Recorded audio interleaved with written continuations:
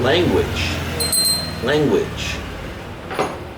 From James Hillman, A Blue Fire. In the modern language games of Wittgenstein, words are the very fundamentals of conscious existence. Yet they are also severed from things and from truth.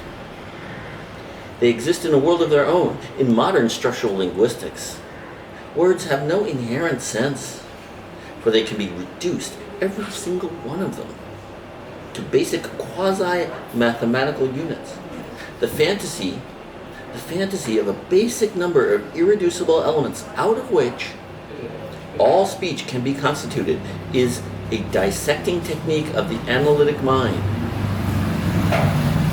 which applies logical atomism to logos itself, a suicide of the word.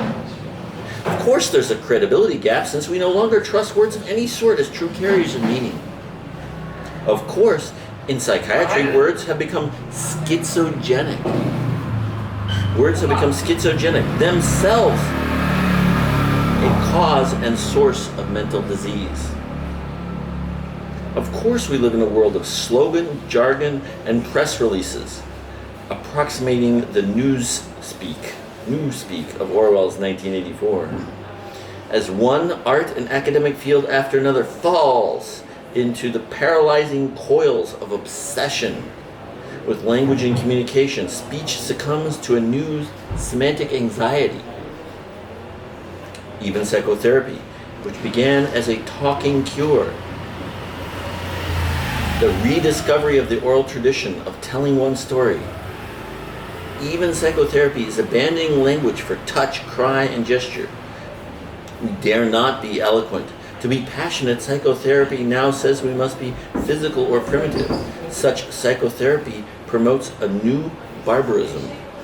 Our semantic anxiety has made us forget that words too burn and become flesh as we speak.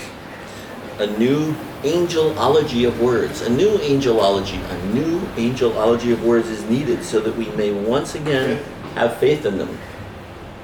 Without the inherence of the angel in the word, an angel means originally emissary, message barrier.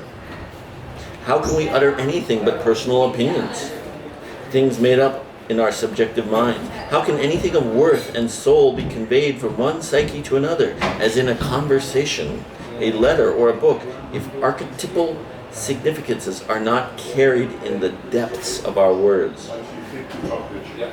We need to recall the angel aspect of the word, recognizing words as independent carriers of soul between people. We need to recall the angel aspect of the word, recognizing words as independent carriers of soul between people. We need to recall that we do not just make words up, or learn them in school, or ever have them fully under control.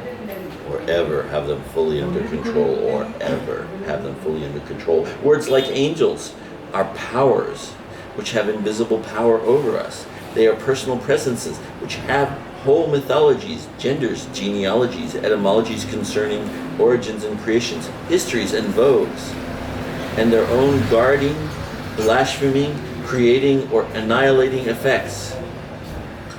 For words are persons. This aspect of the word transcends their nominalistic definition and context, and evokes in our souls a universal resonance.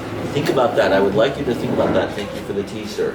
When I say thank you, when I say tea, it has an invisible power over me. It has an invisible power over the person taking this video. It has an invisible power over you listening. Words are not going to be under control. We did not just learn them in school. They have mythologies. Every single word has a gender, a genealogy, an etymology, its origins, its creations, its history, its vogues, and their own guarding, blaspheming, and creating and annihilating effects. A word has an annihilating effect. A word has a blaspheming connect. It guards things. It presents to you possibility. Thank you for listening.